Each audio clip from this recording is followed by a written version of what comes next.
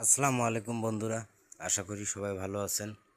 আজকে আমরা আসছি ভজনপুর শিবচণ্ডী এলাকায়। এখানে একটা ব্রিজ আছে।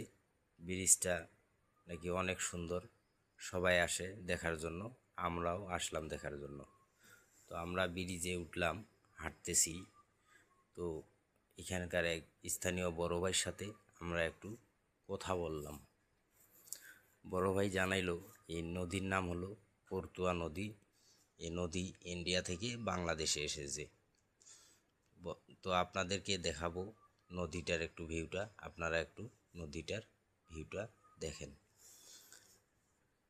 যে এই পাশে বড় ভাই জানাইলো যে এই পাশে ইন্ডিয়া, ওই পাশ থেকে নদীটা বয়ে এসেছে বাংলাদেশে।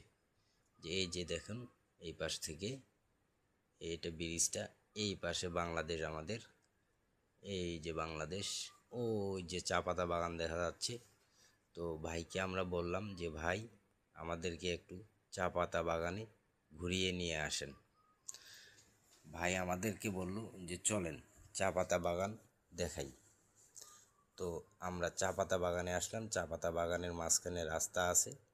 ভাই আমাদেরকে বলল যে ওই পাশে ইন্ডিয়া, ওই পাশে যাওয়া যাবে না, ছবি তোলানো যাবে না।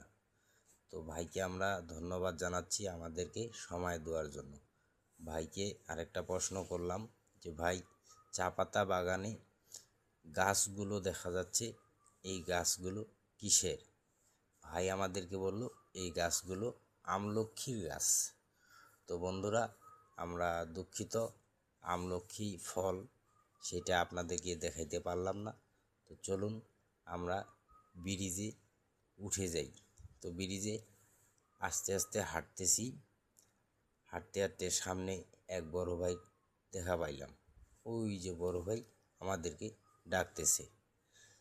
বড় ভাই বলল আমরা অনেক দূর থেকে এসেছি। তো বড় ভাইয়ের সাথে অনেকক্ষণ কথাবার্তা বললাম, বলে আমরা চলে যাব।